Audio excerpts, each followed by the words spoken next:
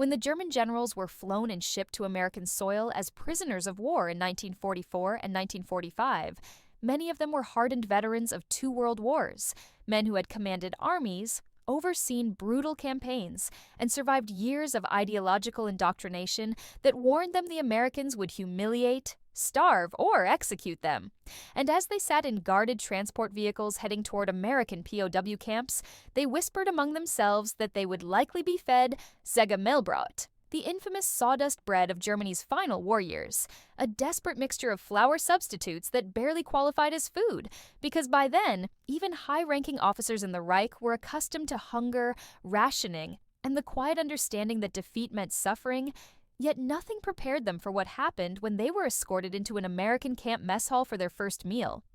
Instead of the grim bowls they expected, they were seated at clean tables, handed trays, and served hot food in orderly fashion. Real bread with a crust, meat cooked properly, potatoes, vegetables, coffee, and even butter. And when knives and forks were placed in front of them, several generals simply stared in silence, convinced it was some sort of psychological test or temporary display meant to deceive them. Because in the final year of the war, German officers had been eating ersatz rations little better than those of civilians hiding in bombed-out cities, often using their hands or broken utensils. Yet here, under guard by the enemy, they were being offered a meal that exceeded what many of them had eaten in years.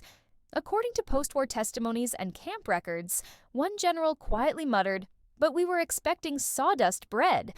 and another reportedly laughed bitterly, shaking his head in disbelief, as the reality of defeat collided with an even greater shock. The realization that the enemy they had been taught to despise was treating them with professionalism, order, and unexpected dignity. As the men began to eat, the atmosphere changed, with hardened officers lowering their eyes, chewing slowly, some visibly trembling, others stopping mid-bite as emotion overtook them. Because the food was not just nourishment, it was a reminder of a world that had vanished under years of total war. And for some, the first moment they truly understood that the Reich had failed them completely. American guards observed quietly, not mocking or taunting, simply enforcing camp rules, while camp doctors monitored the prisoners for malnutrition, knowing many had been living on near-starvation rations. And when additional bread was offered, several generals hesitated before accepting, unsure whether it was permitted, a small but telling detail that revealed how thoroughly fear and scarcity had reshaped their expectations.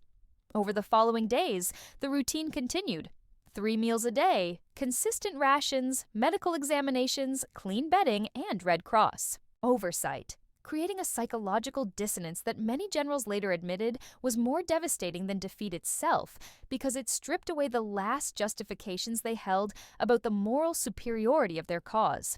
Diaries and interrogation transcripts reveal that some officers broke down privately after meals, not out of gratitude alone, but from the crushing realization that German propaganda had lied to them, that the enemy had upheld the Geneva Convention while their own system had sacrificed civilians and soldiers alike, and that the America they were told would treat them as subhuman instead offered them structure, predictability, and food without humiliation.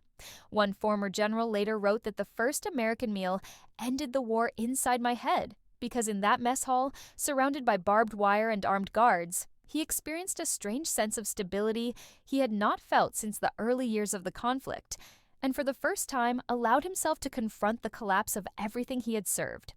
Historians note that this moment was not about generosity alone, but about discipline. American POW policy was designed to demonstrate order, legality, and control, and in doing so, it unintentionally delivered one of the most powerful psychological blows to captured enemy leadership, showing them that their defeat was not just military, but moral. For many German POW generals, the memory that endured was not interrogation, transport, or captivity itself, but that first meal, eaten slowly, silently, with proper cutlery, under fluorescent lights in a foreign land, where the bread was real, the coffee was warm, and the enemy did not behave like a monster. And in that moment, as they realized sawdust bread was behind them forever, several men quietly broke down, understanding that the war they believed in was truly over, not because they had lost power, but because the world they were told would destroy them had instead shown them what they themselves had helped destroy: order, humanity, and restraint, and that realization would haunt them long after the trays were cleared and the war finally ended.